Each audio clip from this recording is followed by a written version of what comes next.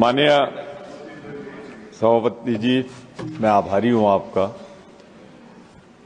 मैं इसे देख रहा था बहुत देर से, एक्ट जो संशोधन लाए हैं, इसमें मेरी समझ में नहीं आया और एक ही बात समझ में आई कि सरकार की न नीति दुरुस्त है और नीयत तो आदतन खराब है इसके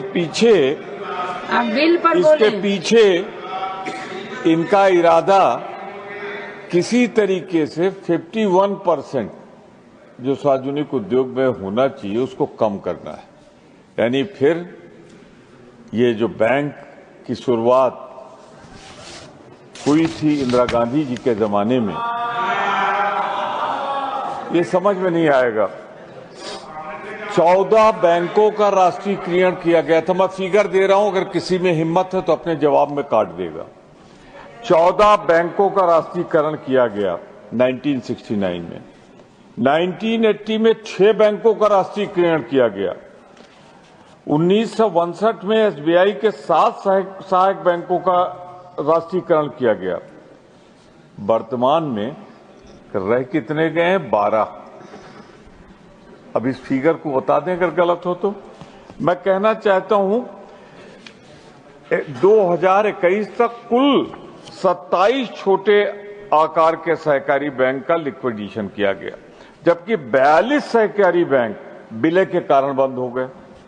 2018 से दिसंबर 2012 तक लिक्विडेशन के अधीन बहुराज्य सहकारी बैंक की संख्या 5।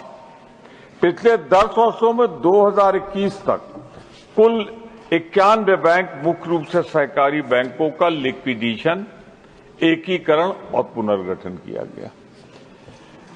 और एक जो किसी को भी तकलीफ देगी, 26 सार्वजनिक बैंक की 3400, थोड़ी बहुत नहीं, 3400 ब्रांचेज बंद कर दी गई। तो मैं इस पे नियत पे शक नहीं करूं तो क्या करूं? ये जनता को सुविधा देने के लिए कि जनता की सुविधा छीन लेने के लिए है? इनमें से 75% प्रभावित शाखाएं जो बंद हुई हैं वो स्टेट बैंक की। मैं आपसे कहना चाहता हूं कि Bharatiya Mahila Bank, State Bank of Bikaner, Jaipur State Bank of Hyderabad, State Bank Mysore, State Bank Patiala, State Bank तामिलकोट 1 अप्रैल को विलय कर दिया गया। 2019 में विजया बैंक और देना बैंक को भी विलय कर दिया। फिर एक चीज और आज ये कर्ज माफी, 2 वर्ग हैं। एक बड़े बड़े पूंजीपतियों जिनके सहारे बैठी सरकार चल रही, जो चला रहे हैं सरकार को, और एक किसान। मैं दोनों को कंपेयर किए देता हूं। 2014 में आपने किसानों के कर्ज माफी की बात की और कुल 1,59,590 करोड़ रुपए राज्यों ने माफ किए और कहा 2,25,000। जब वित्त मंत्री जवाब दें तो मेरे आंकड़े सही हैं कि उनके सैकड़े हैं, बता दें। अब मेरा एक सवाल है जिसको मैं बहुत चुनौती के साथ कहना चाहता हूं। 16 लाख करोड़ थोड़ा बहुत नहीं, ये माफ हुआ है।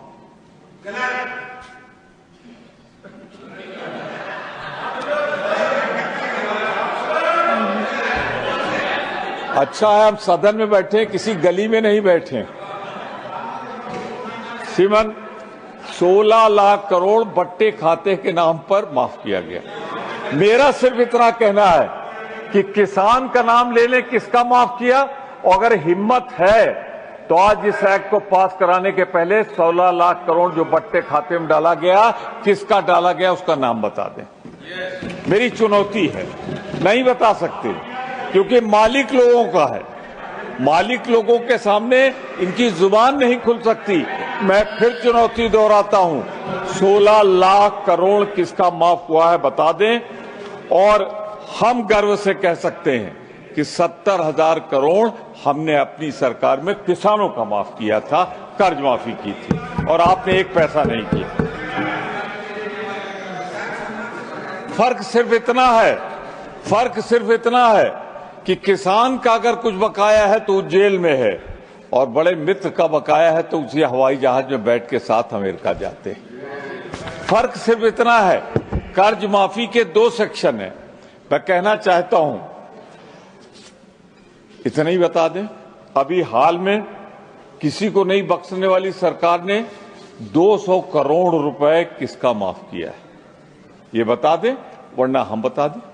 मैं सिर्फ इतना कहना चाहता हूं, ये जुर्माना हुआ था पर्यावरण को नुकसान पहुंचाने के लिए, यानी पर्यावरण के गुनहगार का भी आप माफ कर देंगे, मालिक है तो दुम तो हिला नहीं। मैं फिर एक बार आपके माध्यम से चुनौती देता हूं कि 16 लाख करोड़ जिनके बट्टे खाते में डाले गए उनको बता दीजिए आप। अब तो देश में जो बदनामी थी, अब तो विदेशों में भी इस बात की बदनामी। अभी हमारे प्रधानमंत्री जी गए ज्वाइंट प्रेस कॉन्फ्रेंस में, उनसे सवाल पूछा गया कि $265 मिलियन रिश्वत देने का आरोप किस पर? हिम्मत नहीं पड़ी, हिम्मत नहीं पड़ी। माननीय सदस्य, आप बिल पर ही बोले, कटाक्ष न करें, बिल पर बोले। जब बिल पे तभी बोलूंगा जब बैंकिंग की कार्य पद्धति पर बोलूंगा मैडम, और बैंकों की कार्य पद्धति पर नहीं बोलूंगा तो बैंकिंग पे क्या बोलूंगा? प्लीज, मैं आपसे एक चीज कहना चाहता हूं, तो अब तो बदनामी अमेरिका तक पहुंच गई है, सारे दुनिया ने देखा। अब ये FBI के छापे, FBI सबको मालूम है किसकी एजेंसी है, न्याय विभाग की जांच, सब कुछ मालूम है, लेकिन बोल नहीं सकते। मैं इतना जरूर कहना चाहता हूं कि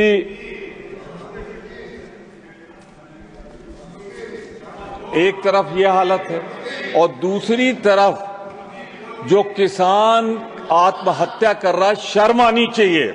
जो किसान आत्महत्या कर रहा है, 80% किसान वो आत्महत्या कर रहा है जिसने कर्ज इनका नहीं चुकाया है। 80% आत्महत्या करने वाले किसान वो हैं। 58% मेरा फिगर है, मैं आपके माध्यम से दे रहा हूं, बता दें मुझे गलत है। 58% किसान कर्ज के बोझ से दबा है और 47,000 रुपए कर्ज प्रति किसान पर है। सवाल सिर्फ इतना है कि ये देश बेच रहे हैं और हमने किसानों का कर्जा माफ किया, फिर भी बेशर्मी की हद है। मैं इतना जरूर कहना चाहूंगा, आज की बैंकिंग प्रणाली समाज के वंचित रूप से काम नहीं कर रही है, शाखाएं बंद हो रही, बैंकों के KBC का नवीनीकरण नहीं किया जा रहा है, ये सारी चीजें हैं।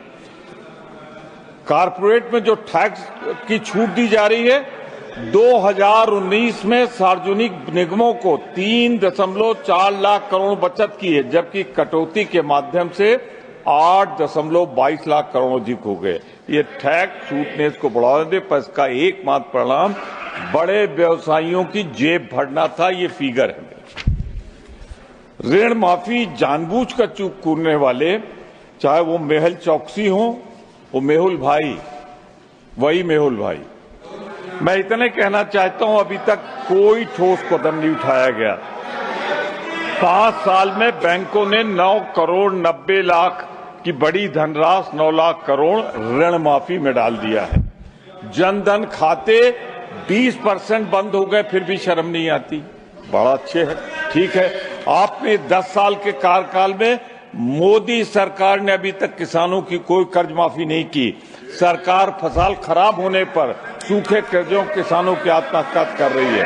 आम जनता से भारी जुर्माना वसूल जाना, आम जनता को जुर्माना वसूल है। पिछले 5 वर्षों में सार्वजनिक क्षेत्र के बैंकों में न्यूनतम बैलेंस न बनाए जाने के लिए आम आदमी से 8,495 करोड़ रुपए का जुर्माना आम आदमी से वसूला गया और बड़े लोगों को उपकृत किया गया। केंद्रीय सहकारी बैंक के निर्देशकों को राजकीय सहकारी बैंकों के बोर्ड में सेवा देने की अनुमति केंद्रीयकरण और सहकारी संघवाद को कमजोर करने के लिए कार्यकाल बढ़ाया जा रहा है। क्यों, मेरे दोस्त बोल के गए हैं अभी। अब KYC बार बार केवाईसी अपडेट का समाधान नहीं किया जाता है।